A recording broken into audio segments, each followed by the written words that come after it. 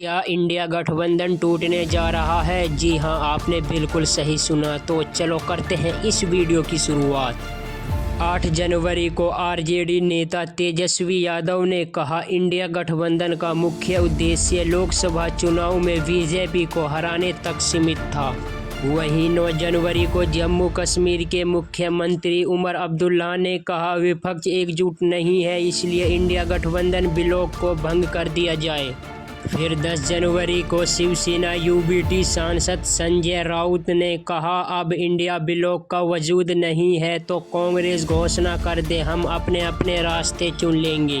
जी हाँ, ये बयान साफ संकेत है, इंडिया ब्लॉक आखिरी सांसें गिन रहा है। क्या बीजेपी को 240 सीटों पर समेटने वाला इंडिया गठबंधन टूट जाएगा? और ऐसा हुआ तो क्या असर पड़ेगा इंडिया गठबंधन पर? इंडिया अलायंस क्यों बनाया गया था? 18 जनवरी 2023 को बेंगलुरु में कांग्रेस, टीएमसी, एसपी और एएपी जैसे 26 पार्टियों ने इंडिया गठबंधन बनाया था। यानी इंडिया कांग्रेस अध्यक्ष मल्लिकार्जुन खड़गे को अलायंस का अध्यक्ष बनाया गया था। मकसद 2024 लोकसभा चुनाव में बीजेपी को सत्ता से बाहर करना था।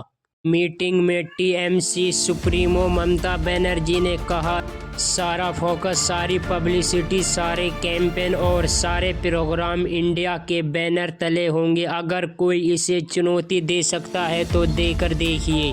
राहुल गांधी ने ममता बनर्जी की बात को आगे बढ़ाते हुए कहा था, यह सारी लड़ाई भारत के विचारों के लिए थी, इसलिए हम इंडिया के नाम आए थे।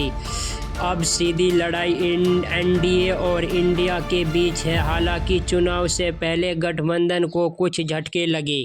इंडिया अलायंस बनने के 5 महीने बाद यानी 24 जनवरी 2024 को ममता बनर्जी ने अकेले चुनाव लड़ने का ऐलान कर दिया। कांग्रेस ने पश्चिम बंगाल में 10 से 12 सीटें मांगी थी, लेकिन ममता ने सीट देने से इनकार कर दिया। हालांकि ममता बनर्जी ने ऑफिशियल इंडिया अलायंस नहीं छोड़ा। 27 जनवरी 2024 को नीतीश कुमार के इंडिया अलायंस छोड़ने की खबर आई। वो इस गठबंधन के सूत्रधारों में से एक थे, लेकिन पाला बदलकर एनडीए में चले गए थे।